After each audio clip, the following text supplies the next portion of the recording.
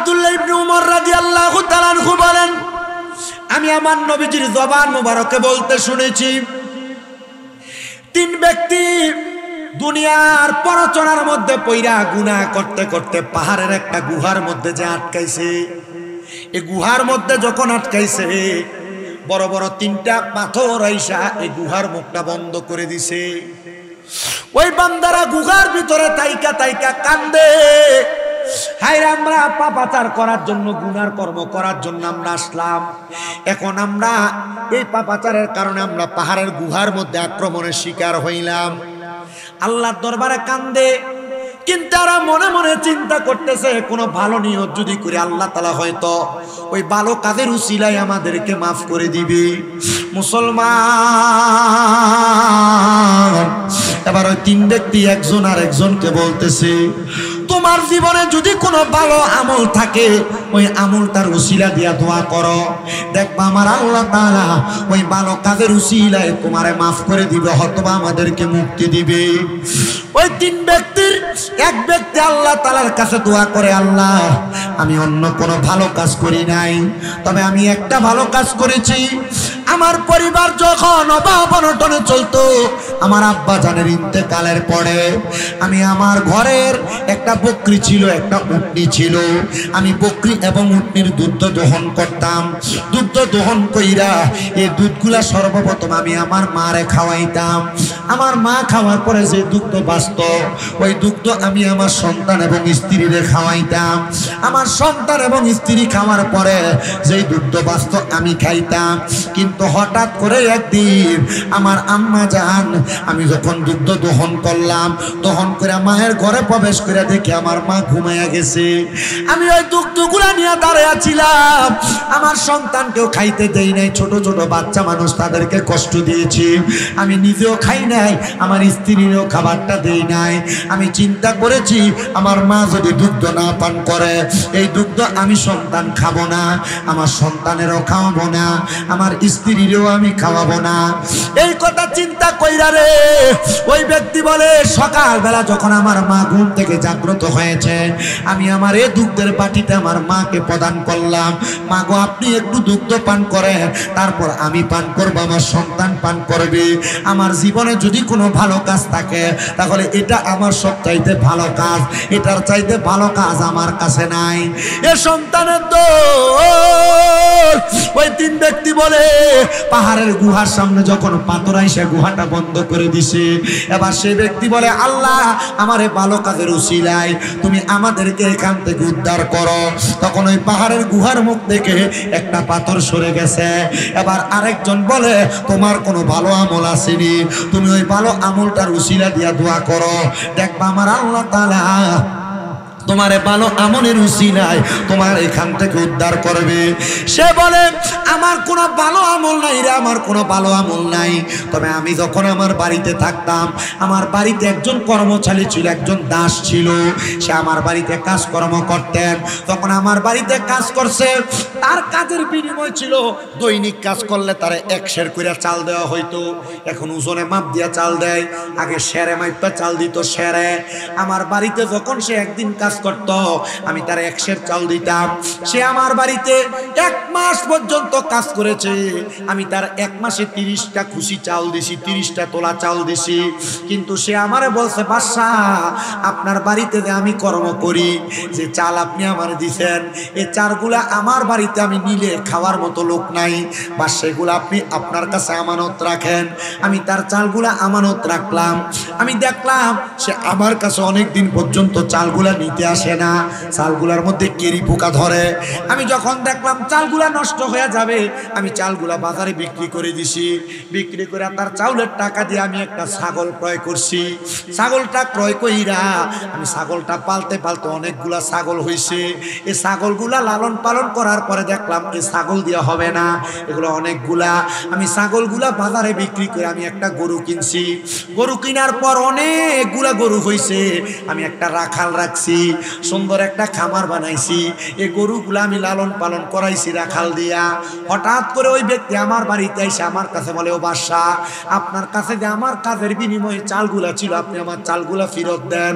আমি তারে উত্তর দিয়েছিলাম, এদের বড় একটা তুমি গোয়ালঘর দেখতে পাও, এই গোয়ালঘরের মধ্যে যে গরুগুলো আছে সব তুমি নিয়ে যাও। আমার কাজের লোকটা বলেছে, হুজুর আপনি আমার সাথে টিস্কারি করতেছেন। উনি বলেন, না রে বাবা, টিস্কারি করি না, মনে রাখবা তোমার চালগুলা যখন নষ্ট হইতে লাগছিল আমার কাছে আমানত ছিল, আমি চালগুলা বিক্রি করি একটা ছাগল কিনা, একটা এরপরে গরু কিনা, এগুলা তোমার আমানত আস্তে আস্তে বৃদ্ধি পাইছে, এগুলা সব তোমার, তুমি নিয়ে যাও। এই ব্যক্তি দোয়া করে, আল্লাহ আমার একটা ভালো কাজ আছে, অন্য কোনো ভালো কাজ থাক আর না থাক, আল্লাহ তুমি একটা ভালো কাজের উসিলায় তুমি আমাদেরকে পাহাড়ের গুহার থেকে উদ্ধার করো। উনি বলেন, দোয়াটা করার সাথে সাথে আমি তাকে দেখলাম গুহার 2 রাকাত সলাতুল হাজতের নামাজ পড়লাম। সলাতুল হাজতের নামাজ, আমি সলাতুল হাজতের নামাজ পড়ে আল্লাহ তাআলার কাছে বলতে চাইলাম, আল্লাহ আমি সলাতুল হাজতের নামাজ পড়েছি, ওগো আল্লাহ আজকে 2 মাস নাকি আমার নামাজ কবুল হয় না, আমি নামাজ পড়ি, আল্লাহ এত কষ্ট করে নামাজ পড়ি, আমার নামাজ যদি কবুল না হয় তাইলে আমি এত কষ্ট করে নামাজ পড়ে কি লাভ হবে? হযরত আবুল কায়ের রাহমাতুল্লাহ আলাইহি বলেন, ও জগতের মানুষ, ও দুনিয়ার মানুষ, তোমরা শুনো রে, আমি যখন আল্লাহ তাআলার কাছে সলাতুল ইস্তিসকার নামাজ আর হাজতের নামাজ পড়ে কাঁদতেছিলাম, এমন টাইমে আমার আল্লাহ তাআলা জানায় দেয়, আবুল খায়ের তুমি যে নামাজ আদায় করো, জানুনি রে, তুমি যে মসজিদের মধ্যে ইমামতির দায়িত্ব পালন করো, এই ইমামতির দায়িত্ব পালন করতে যাইয়া তুমি বিভিন্ন ঘরের মধ্যে বিভিন্ন খাবার মুখে দাও, এর মধ্যে অনেক হারাম খোরেরা হারাম টাকা তোমারে খাওয়ায়, আরে হারাম টাকার সম্পদ তোমার পেটে যাওয়ার কারণে আল্লাহ তাআলা তোমার ইবাদত কবুল করে না। মনে রাখবেন বাবা, আপনি যদি সুদ খান, আপনি যদি ঘুষ খান, আপনি যদি পরের হক খান, অথবা এগুলা যারা খায় তারের ঘরে যদি আপনি খানা খান, তাহলে আপনার পেটের মধ্যে আর আপনার দেহের মধ্যে যে রক্ত তৈরি হবে, এই রক্ত দেহের মধ্যে চলবে, প্রচলন থাকবে, আর এই রক্ত দেহে থাকলে আপনার ইবাদত আল্লাহর কাছে কবুল হবে না। কারণ ইবাদত কবুল হওয়ার প্রধান শর্ত হলো হালাল খাবার খাওয়া, হারামকে পরিত্যাগ করা। আবুল কায়ের বলেন, এরপর থেকে আমি কারোর ঘরে কোনো খাবার খাই না, আমি আল্লাহ তাআলার ইবাদত করতে থাকি। যখন আমি কোনো মানুষের ঘরে খানা খাই না, আল্লাহ তাআলার ইবাদত করতে থাকি। আমার আল্লাহ তাআলা আমার ইবাদত কবুল করে কিনা আমি জানি না। আমার খানার বড় অভাব, আমার কাছে নিজের বলতে নামাজের একটা মুসল্লা ছাড়া আর কোনো কিছু নাই, যেটা আমরা জায়নামাজ বলি।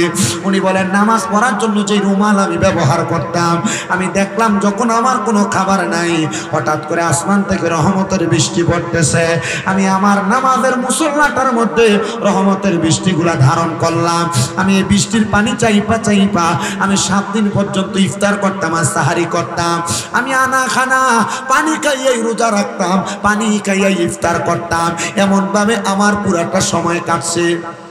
কিন্তু যখন 7 দিন হয়ে গেছে, 7 দিনের মাথায় আমার পেটের মধ্যে বড় ক্ষুধা। আমি চিন্তা করতে লাগলাম, এই ক্ষুধা নিয়ে বসে থাকলে হবে না।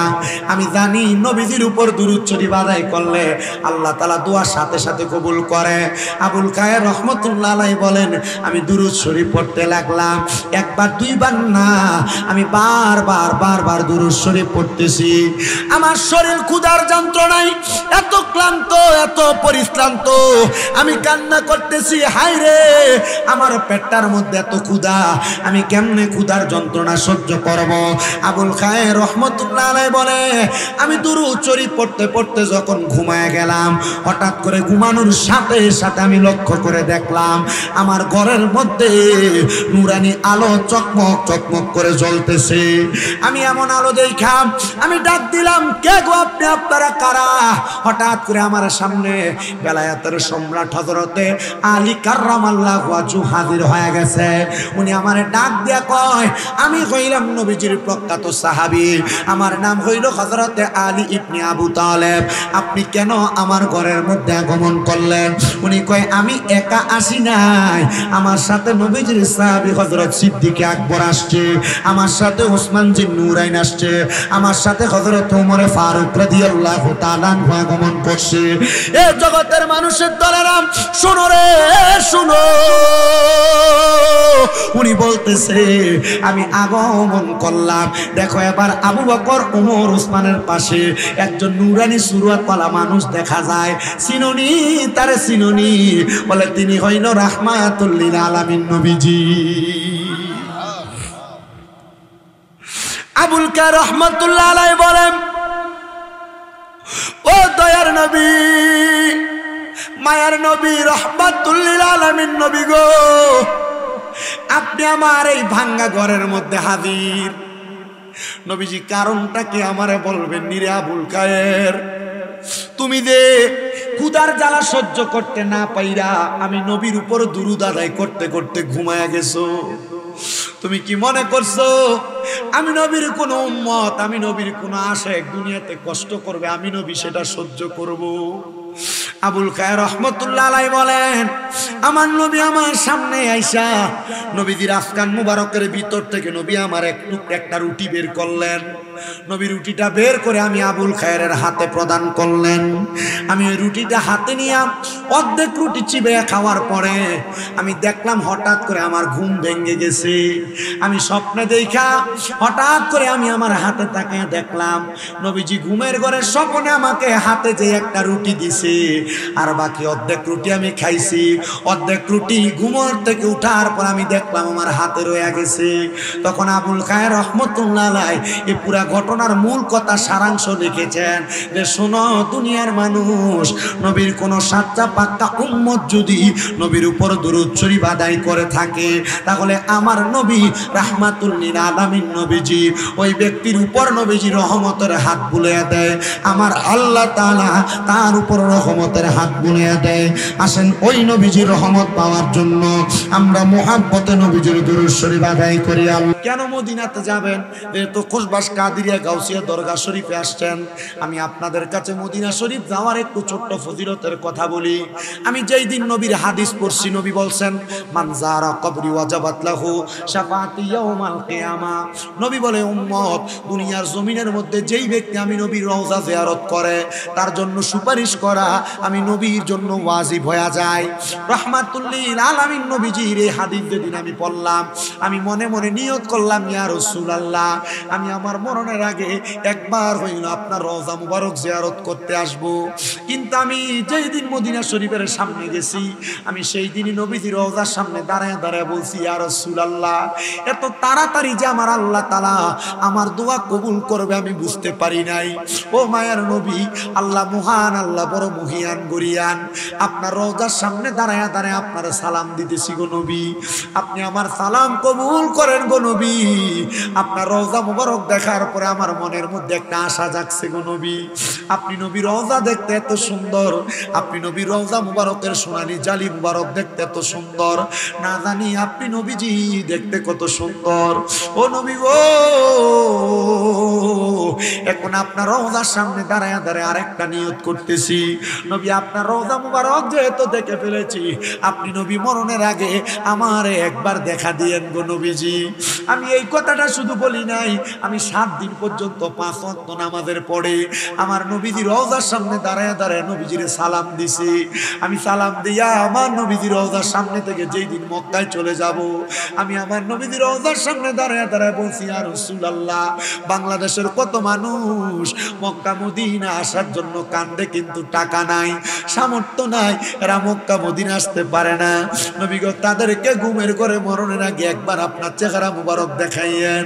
আমি এই দোয়াটা করার পরে আরেকটা দোয়া আল্লাহ তাআলার কাবা ঘরের মধ্যে ধরে ধরে বলছি, আল্লাহ তোমার কাবা ঘরটা দেখতে বড় সুন্দর, তোমার কাবা ঘরের মধ্যে 1 ওয়াক্ত নামাজ পড়লে 1 লক্ষ ওয়াক্তের সওয়াব হয়, তোমার নবীর মদিনা শরীফের ভিতরে 1 ওয়াক্ত নামাজ পড়লে 50,000 ওয়াক্তের সওয়াব হয়।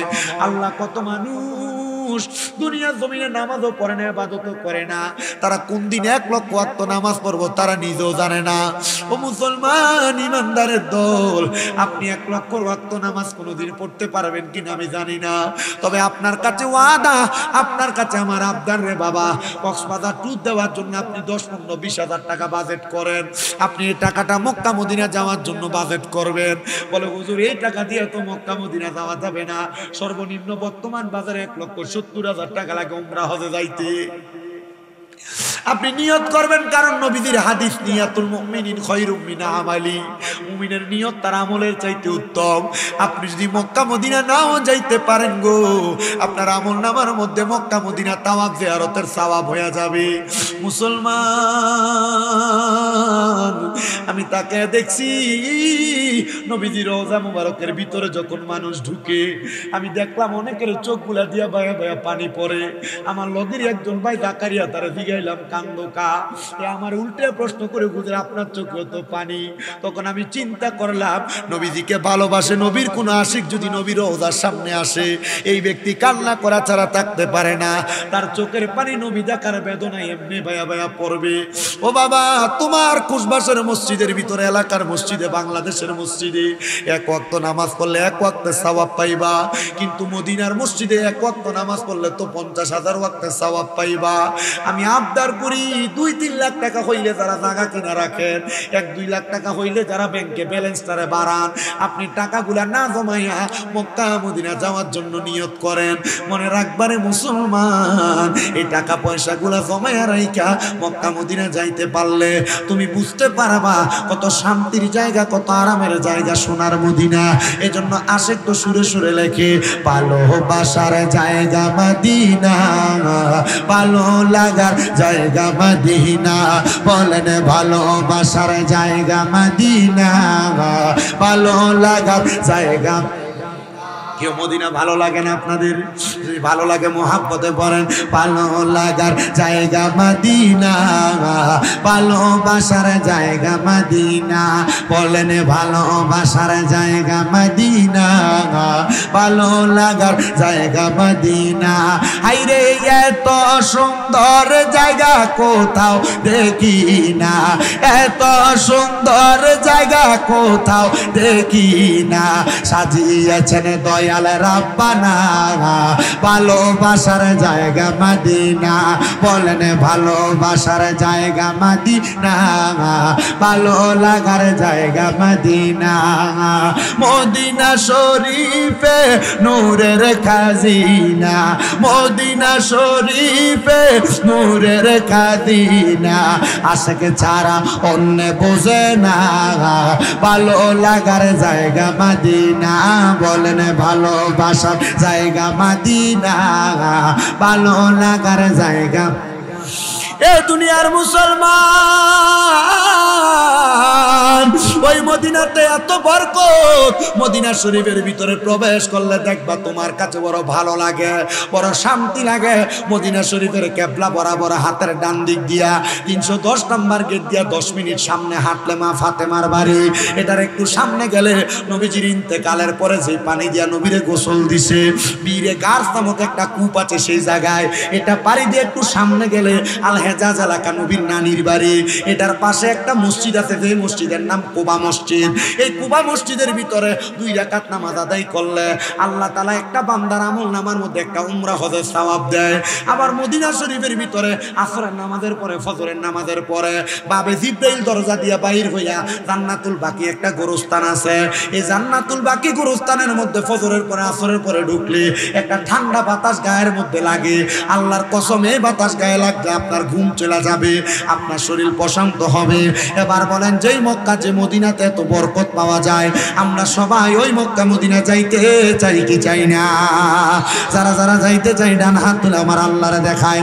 আব্দুল্লাহ ইবনে উমর রাদিয়াল্লাহু তাআলা আনহু বলেন, আমি আমার নবীজির জবান মুবারকে বলতে শুনেছি, 3 ব্যক্তি দুনিয়ার পরচনার মধ্যে পইরা গুনাহ করতে করতে পাহাড়ের একটা গুহার মধ্যে যে আটকাইছে।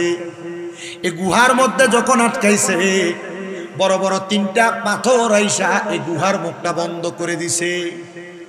ওই বান্দারা গুহার ভিতরে তাইকা তাইকা কান্দে, হায়রে আমরা পাপাচার করার জন্য, গুনার কর্ম করার জন্য আমরা আসলাম, এখন আমরা এই পাপাচারের কারণে আমরা পাহাড়ের গুহার মধ্যে আক্রমণের শিকার হইলাম। আল্লাহর দরবারে কান্দে, কিন্তু তারা মনে মনে চিন্তা করতেছে, কোনো ভালো নিয়ত যদি করে আল্লাহ তাআলা হয়তো ওই ভালো কাজের উসিলায় আমাদেরকে মাফ করে দিবে। মুসলমান, এবার ওই 3 ব্যক্তি একজন আর একজনকে বলতেছে, তোমার জীবনে যদি কোনো ভালো আমল থাকে ওই আমলটার উসিলা দিয়া দোয়া করো, দেখবা আমার আল্লাহ তাআলা ওই ভালো কাজের উসিলায় তোমারে মাফ করে দিবে, হয়তোবা আমাদেরকে মুক্তি দিবে। ওই তিন ব্যক্তির এক ব্যক্তি আল্লাহ তাআলার কাছে দোয়া করে, আল্লাহ আমি অন্য কোনো ভালো কাজ করি নাই, তবে আমি একটা ভালো কাজ করেছি। আমার পরিবার যখন অভাব অনটনে চলতো, আমার আব্বা জানের ইন্তেকালের পরে আমি আমার ঘরের একটা বকরি ছিল, একটা উটনি ছিল, আমি বকরি এবং উটনির দুধ দহন করতাম।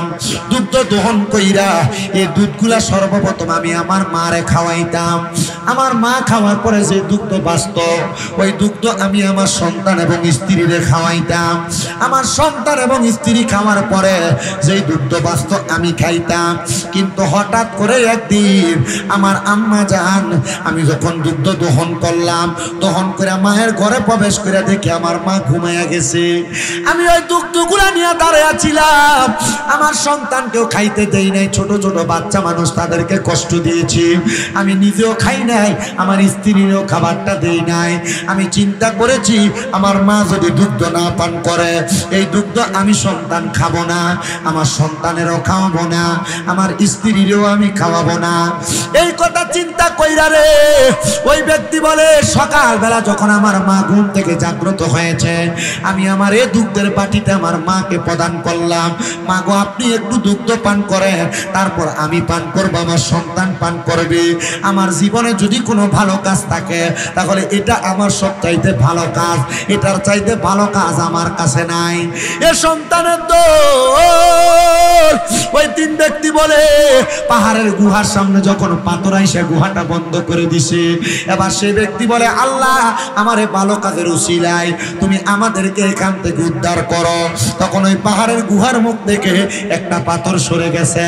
এবার আরেকজন বলে, তোমার কোনো ভালো আমল আসেনি, তুমি ওই ভালো আমলটার উসিলা দিয়া দোয়া করো, দেখবা আমার আল্লাহ তাআলা তোমারে ভালো আমলের উসিলায় তোমার এখান থেকে উদ্ধার করবে।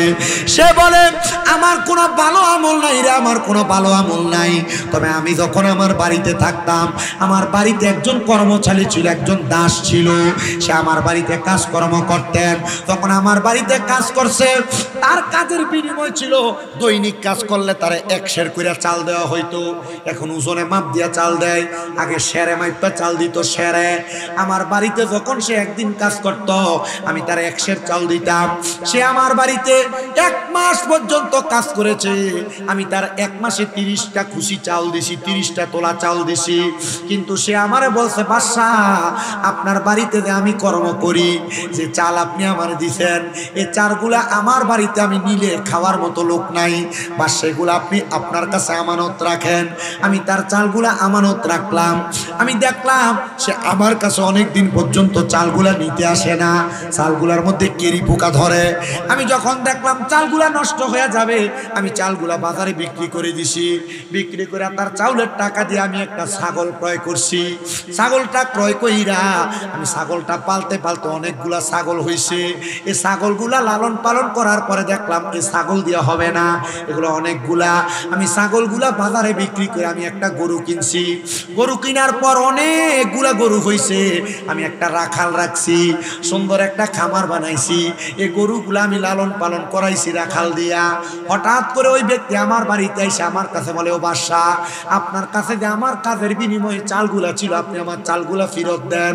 আমি তারে উত্তর দিয়েছিলাম, এদের বড় একটা তুমি গোয়ালঘর দেখতে পাও, এই গোয়ালঘরের মধ্যে যে গরুগুলো আছে সব তুমি নিয়ে যাও। আমার কাজের লোকটা বলেছে, হুজুর আপনি আমার সাথে টিস্কারি করতেছেন। উনি বলেন, না রে বাবা, টিস্কারি করি না, মনে রাখবা তোমার চালগুলা যখন নষ্ট হইতে লাগছিল, আমার কাছে আমানত ছিল, আমি চালগুলা বিক্রি করি একটা ছাগল কিনা, একটা এরপরে গরু কিনা, এগুলা তোমার আমানত আস্তে আস্তে বৃদ্ধি পাইছে, এগুলা সব তোমার, তুমি নিয়ে যাও। এই ব্যক্তি দোয়া করে, আল্লাহ আমার একটা ভালো কাজ আছে, অন্য কোনো ভালো কাজ থাক আর না থাক, আল্লাহ তুমি একটা ভালো কাজের উসিলায় তুমি আমাদেরকে পাহাড়ের গুহার থেকে উদ্ধার করো। উনি বলেন, দোয়াটা করার সাথে সাথে আমি তাকায় দেখলাম গুহার মুখ থেকে আরেকটা পাথর সরে গেছে। বাকি কয়টা পাথর? একটা পাথর, তিনটা পাথর ছিল, দুইটা পাথর ভালো দোয়ার কারণে আল্লাহ সরাইয়া দিছে। ও বন্ধুরে, গুহার মধ্যে আক্রমণ থাকা অবস্থায় আরেকটা পাথর আছে, আরেকজনকে বলে তোমার কোনো ভালো আমল থাকলে তুমি ওই ভালো আমলের উসিলা দিয়া আল্লাহর কাছে দোয়া করো। উনি বলেন আমার অন্য কোনো ভালো আমল আছে কিনা আমি জানি না। আমার একটা চাচাতো বোন ছিল, ওই চাচাতো বোনের চেহারা বড় সুন্দর ছিল। আমার মধ্যে একটা খায়েশ তৈরি হয়েছে, আমি কখন আমার এই চাচাতো বোনের সাথে মিলিত হব, জিনা ব্যভিচার করব। কিন্তু আমি এমন কোনো সুযোগ পাই নাই আমার চাচাতো বোনের সাথে জিনা ব্যভিচার করব। হঠাৎ করে আমার চাচাতো বোন আমার কাছে 100 দিরহাম পাওনা হাওলাত নেওয়ার জন্য আসছে। আমি তারা বলছি যদি তুমি আমার কাছ থেকে 100 দিরহাম নিতে চাও তাহলে তুমি আমার সাথে মিলিত হওয়া লাগবে, জিনা করা লাগবে, ব্যভিচার করা লাগবে। আমি আমার চাচাতো বোনকে ব্যভিচারের শর্তে 100 দিরহাম দিলাম। একদিন রাত্রবেলা সে আমার কাছে ব্যভিচারে লিপ্ত হওয়ার জন্য, তার পাওনা মিটিয়ে দেওয়ার জন্য আসছে। তখন আমি তারা যখন রাত্রিবেলা তার শরীরের মধ্যে টাচ করলাম, সে আমার কাছে বলেছে ভাই আপনি যে আমার শরীরে ধরলেন আমি আপনার জন্য একজন পরনারী, আপনি আমার শরীরে ধরো আপনার জন্য হারাম। ভাইজান গো, আপনি আমার আল্লাহরে ভয় করেন, যদি আপনি আল্লাহরে ভয় করেন তাহলে আপনি আমার এই শরীরের উপর টর্চার করতে পারবেন না, আমার এই শরীরটা ব্যবহার করতে পারবেন না। এবার ওই ব্যক্তি ডাক দিয়ে কয় আমার যখন আল্লাহরে ভয় করার কথা বলছে আমি তারে ছেড়ে দিছি। আমি ছেড়ে দেওয়ার পরে এরপরে আর কোনো গুনার কর্মকাণ্ড করি নাই।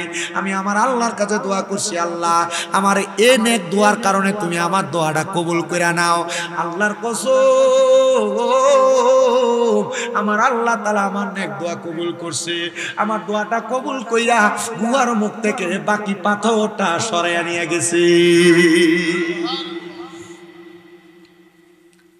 শুধু গুহার মুখ থেকে পাথর সরাইয়া নেয় নাই, আল্লাহ তাআলা রহমতের ফেরেশতাদেরকে আদেশ করেছে, রে ফেরেশতারা তোমরা তোমাদের রহমতের হাত দ্বারা এই 3 জন ব্যক্তিকে গুহার মধ্য থেকে উদ্ধার করো।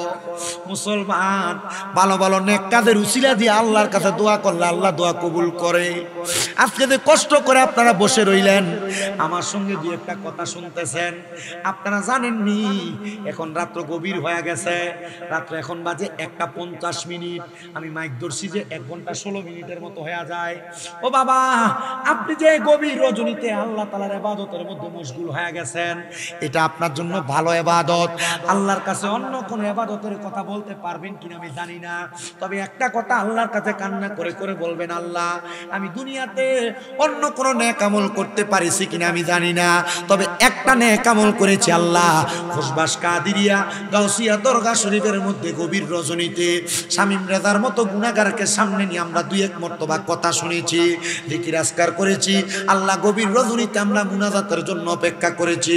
আপনারা বলেন গভীর রাতের দোয়া আমার আল্লাহ চাইলে কবুল করতে পারে কি পারে না? ও বাবা, ছোট্ট আরেকটা ঘটনা কারগুজারি শোনাই। আল্লাহ তাআলার বন্ধু হযরতে সুলতান মাহমুদ গজনবী রহমাতুল্লাহ আলাইহি, জিনার বাড়ি হইল ভারতের জমিনে। সুলতান মাহমুদ গজনবী ছোটখাটো কোনো আল্লাহর ওলি না।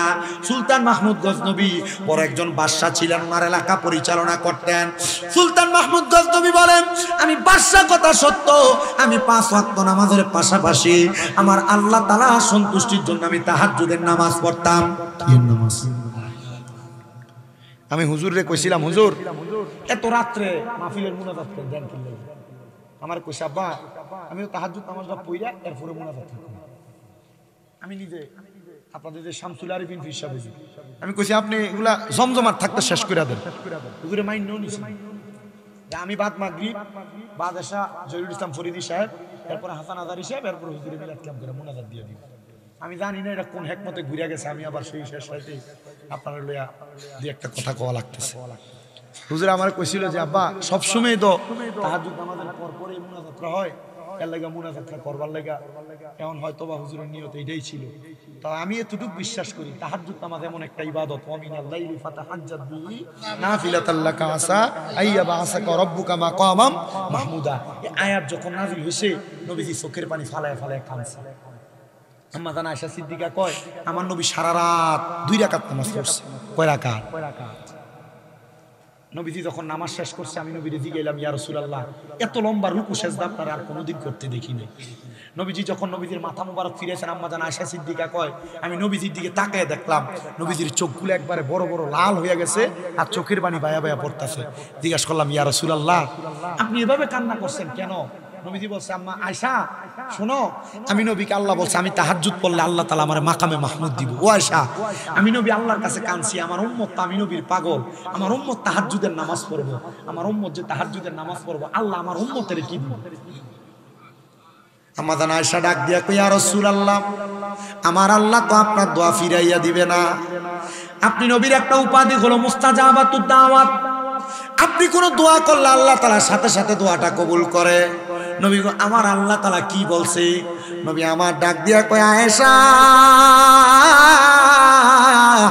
আমার আল্লাহ তাআলা বলেছে আমার কোন উম্মত যদি আমি নবীরে মুহাব্বত করে, আমি নবীরে ভালোবাসা তাহাজ্জুদের নামাজ পড়া আমি আল্লাহ তাআলার কাছে কোনো কিছু চাই, আমার আল্লাহ তাআলা ওই বান্দা ওই উম্মতের সকল আশা পূরণ করে দিবে। কোন সুবহানাল্লাহ। আমি তো পরে চিন্তা করছি হুজুর একা পড়ে আইসা আপনার মুনাজাত দেয়, যদি সম্ভব হইতো আপনারা নিয়ে তাহাজ্জুদটা পড়তো। মারহাবা কো। সুলতান মাহমুদ গজনবী, গজনব এলাকার ভারতের বড় বাদশাহ, নামাজ ছেড়ে দিছে। কথা কয় না, নামাজ ছাড়ছে। আমরা নেতারার ফরজের খবর নাই, জোহরের খবর নাই, আসরের খবর নাই, মাগরিব এশার খবর নাই, কিন্তু হযরতে আল্লাহ তাআলার বন্ধু হযরত সুলতান মাহমুদ গজনবী বলেন আমি তাহাজ্জুদ নামাজ পড়ার জন্য সব সময় উঠতাম, আল্লাহর কাছে দোয়া করতাম, দুরূদ পড়তাম, কিন্তু একদিন আমার সাথে একটা মারাত্মক ঘটনা ঘটছে। ও সুলতান মাহমুদ গজনবী, কি ঘটনা ঘটছে? উনি ডাক দিয়া কয় অন্য কোনো ঘটনা না রে, আমি তাহাজ্জুদ নামাজটা পড়ার জন্য বাইর হইছি ওযু করার জন্য রাজপ্রাসাদ থেকে। কারণ মনে রাখবেন তাহাজ্জুদ নামাজ পড়ার জন্য উনি ওযু করতে বাহিরে বাইর হইছেন। ওনার বাড়ির পাশে দিয়ে একটা নহর প্রবাহিত হয়েছে। উনি বলেন ওই নদীর সামনে যাইয়া আমি দাঁড়াইলাম, ওযু করবো, এমন টাইমে দেখলাম নদীর ওই পারে চারজন ব্যক্তি। আমি চিন্তা করতে লাগলাম, আমি এতদিন মনে করছি আমি একা একা তাহাজ্জুদ নামাজ পড়ি, এখন দি দেখি আরো 4 জন মানুষ আছে যারা আমার এলাকায় তাহাজ্জুদ পড়ে।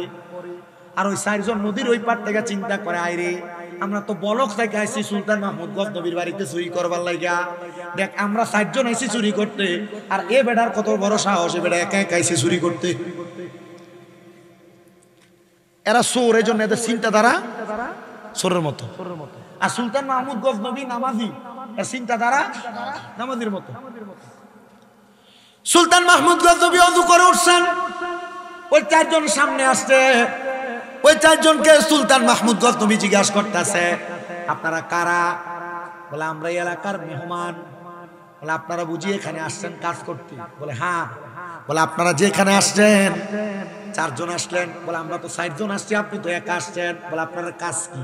বলে আপনার যেই কাজ আমরা সেই কাজ। সুলতান মাহমুদ গজনবী কয় আমার কাজ তো তাহাজ্জুদ নামাজ পড়া, আমি তারা কইলাম না, তারা জিজ্ঞাসা করলাম তোমার কাজটা কি বলো। তারা আমারে বলছে আমরা আসছি এই বাড়িতে চুরি করার জন্য, আমরা 4 জন আসলাম, আপনি একা আসলেন, আপনার ভিতরে কি একটু ডর লাগলো না? সুলতান মাহমুদ গজনবীর সাথে ডাক দিয়ে কই আচ্ছা চুরি করতে আসছেন? বলে হ্যাঁ। বলে আপনারা যে চুরি করতে আসছেন এটা তো বাদশার বাড়ি, ধরা খাইলে তো জামিন পাবেন না, আপনাদের এমন কি ক্ষমতা আছে? এত প্রহরীদার, এত পাহারাদার, কেমনি চুরি করবেন? সুলতান মাহমুদ গজনবী রহমতুল্লাহ আলাইহি ডাক দিয়ে বলতেছে শোনো কেমনে চুরি করবা। এই 4 জন ডাক দিয়া কয় আমরা 4 জনের 4টা ক্ষমতা আছে, আমরা 4টা ক্ষমতা দিয়ে বাদশার বাড়ি চুরি করব। বলে 4 জনের কি ক্ষমতা বলো? একজন ডাক দিয়া কয় আমার ক্ষমতা হলো চুরি করতে যাওয়ার সময় কুত্তার একটা স্বভাব দেখবেন, বালা মানুষ দেহ কার খারাপ মানুষ দেহ গেউ গেউ করে, আমি কুকুর যখন গেউ গেউ করে ডাকে, কুকুর কি ভাষায় ডাকে কি বলে আমি তার ভাষা বুঝতে পারি। আরেকজনের জিগায় তোমার ক্ষমতা কি?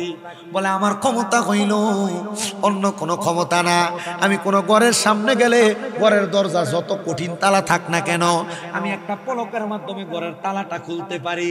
3 নাম্বার ব্যক্তির জিগায় তোমার ক্ষমতা কি? বলে আমার ক্ষমতা হইল ঘরে প্রবেশ কইরা এই ঘরের ভিতরে কোন জায়গায় স্বর্ণমণি মুক্তা জহরত আছে আমি নাকের গ্রানটা টান দিলে বলতে পারি কোথায় কি আছে। আর 4 নাম্বারটারে জিগায় তোমার ক্ষমতা কি? উনি ডাক দিয়া কয় আমার ক্ষমতা হইল আমি রাত্রবেলা তারে দেখি, দিন হইলে তারে চিনি। 4 জন কয় আপনি তো একা একা চুরি করতে আসছেন, আচ্ছা চলেন একা চুরি না কইরা আমরা আজকে একসাথে চুরি করি, তবে আমরা 4 জনের তো 4টা ক্ষমতা আমরা সমান ভাগ নিমু। আপনার কি ক্ষমতা আছে কোন? আপনার ক্ষমতার বলে আমরা আপনারও সমান ভাগ দিব। উনি ডাক দিয়া কয় আমার ক্ষমতা হলো আমি যদি ডান দিকে তাকাই তাহলে জেল হাজত মাফ হয়ে যায়, আমি যদি বাম দিকে তাকাই তাহলে ফাঁসির আসামি মাপ পাওয়া যায়। তারা কয় যদি বাদশার বাড়িতে ধরা খাই তাহলে তো হয় জেল হইব নয় ফাঁসি হইব। আপনি ডাইন দিকে চাইলে যেহেতু জেল হাজত মাপ, বাম দিকে চাইলে যেহেতু ফাঁসির আসামি মাপ, তাহলে চলেন আপনি আমাদের সাথে, আপনিও সমান ভাগ পাবেন, যা চুরি করবো বাদশার বাড়িতে আমরা চুরি করব। প্রবেশ করছে বাদশার বাড়িতে, এমন টাইমে কুকুর ঘেউ ঘেউ করে ডাকতেছে। বাদশাহ নিজে বলতেছে এ কুকুরের ভাষা বুঝনেওয়ালা তুমি বলো। কুকুরটা ঘেউ ঘেউ করে কি বলছে? এ কইতেছে কুকুরের ভাষা তো বড় ডেঞ্জারাস। বলে কি বলে? বলে কুকুর বলতেছে যার বাড়ি তারে লইয়া নাকি চুরি করতে যায়। দেখছেন নি কারে লইয়া চুরি করতে যায়? আমরা 5 জনই তো চোর। আসলে কি 5 জন চোর? কুকুরের কথা সত্য না মিথ্যা? মনে রাখবেন মানুষ বেঈমানি করবে। একটা কুকুরকে যদি আপনি খাবার খাওয়ান একদিন, এই কুকুর কোনোদিন আপনার সঙ্গে বেঈমানি করবে না। বলে হুজুর মানুষের দাম কি এত কম না? আল্লাহ কইছে ইন্নাল ইনসানা লাফি খুসর, সকল মানুষ ক্ষতিগ্রস্ত। কেমনে ক্ষতিগ্রস্ত? যারা নিজের বুঝে পরের ক্ষতি করে, মানুষের সম্পদ নষ্ট করে, এই মানুষগুলা থেকে বড় সাবধান, বড় সাবধান, বড় সাবধান। আপনি কখনো দুনিয়া জমিনে মানুষ চিনতে ভুল করেন না। আর মনে রাখবেন আপনার বন্ধু হোক, ভাই হোক, এলাকার মানুষ হোক, এই মানুষের সাথে মানুষের সম্পর্ক নষ্ট হয় 1 নাম্বার প্রধান কারণ হলো বর্তমানে টাকা লেনদেন করা। আপনি যদি কাউরে টাকা হাওলাত দেন দেখবেন তার সাথে আপনার সম্পর্ক নষ্ট। বলে হুজুর হাওলাত দিলে নষ্ট না, যদি টাকা চাইতে যায় তখনই তার মুখটা বেজার হয়ে যায়। আমি আমার জীবনে যত মানুষের সাথে বন্ধুত্ব হয়েছে, সম্পর্ক নষ্ট হয়েছে, দূরত্ব তৈরি হয়েছে, আমি দেখছি হয় তারে আমি টাকা হাওলাত দিছি, তার কাছে চাইতে গেছি, তার সাথে আমার সম্পর্ক ঠিক নাই। মনে রাখবেন দুনিয়াতে যা করেন আর না করেন দান সদকা করবেন, মানুষকে টাকা হাওলাত দিতে বড় সাবধান, বালা সম্পর্ক নষ্ট হয়ে যাবে। বালা সম্পর্ক কথা কয় না তো, বালা সম্পর্ক নষ্ট হয়ে যায়। এজন্য টাকা সাবধান হাওলাত দিতে। কেউ যদি টাকা হাওলাত চায় পছন্দ তারে কবেন তুই 100 টাকা খাইয়া যা, হাওলাতের দরকার নেই। ঠিক আছে? এবার প্রবেশ করছেন, যেই ব্যক্তি তালা খুলতে পারে সাথে সাথে তালা খুলে ফেলছেন। আরে একটি বাসায় 2টি পাখি, কত যে আনন্দে থাকি গো।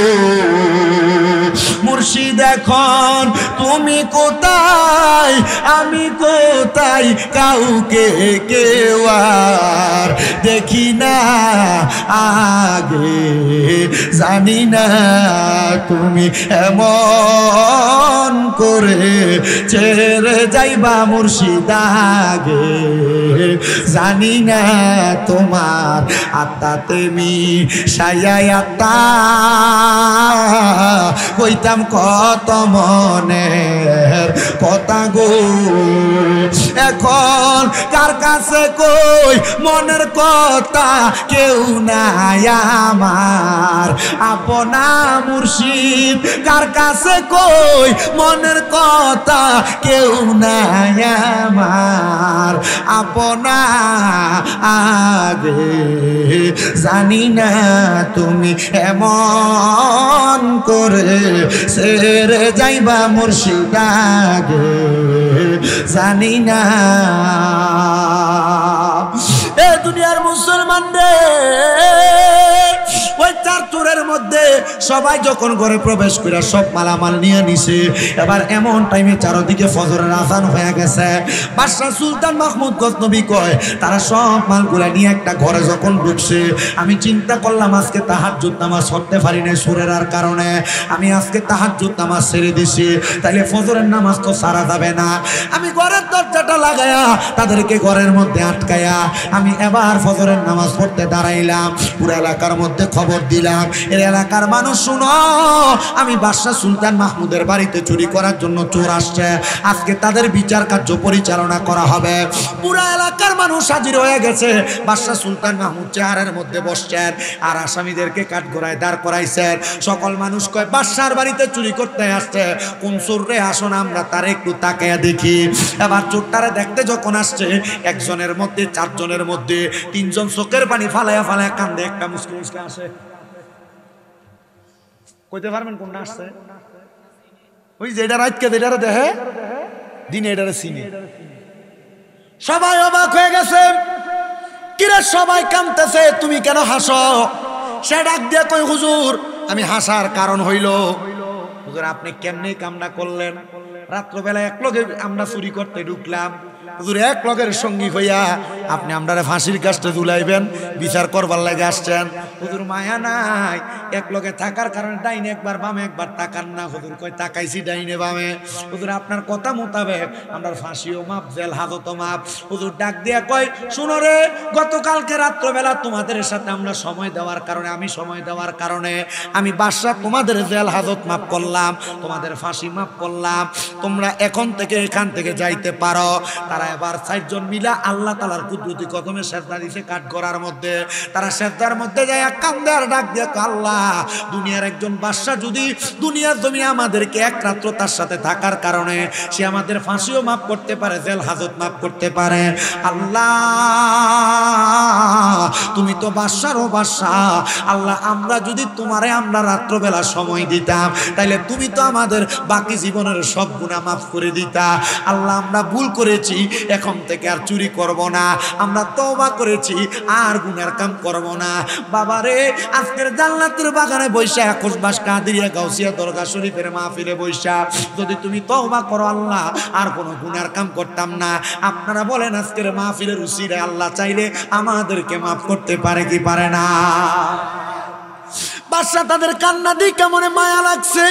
মায়া লাগার পর বাদশা কয় তোমরা 4 জন কোথায় যাইবা? বলে হুজুর থাকার জায়গা নাই, যাওয়ার জায়গা নাই, হুজুর আপনার বাড়িতে আমাদেরকে কোনো কর্মে যুক্ত করতে পারেন।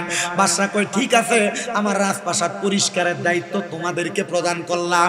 তারা 4 জন দিনের বেলা রাজপ্রাসাদ পরিষ্কার করে পরিচ্ছন্নতার কর্ম করে, কিন্তু রাত্রবেলা তারা আমার আল্লাহ তাআলার ইবাদত করে।